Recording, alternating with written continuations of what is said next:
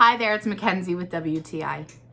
Do you ever leave your food caked on dishes to soak just far too long and then forget about them?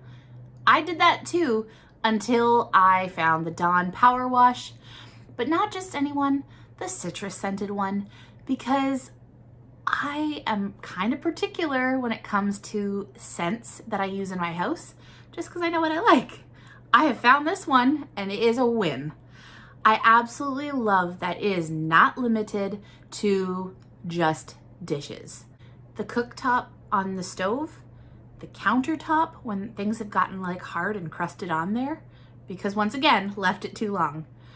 Now with this does not need to pre-soak. I mean, you can if you give it like 10 seconds maybe, but you do not need to. It works hard for you. This product is amazing, and I love the fact that it comes out in such a light foam.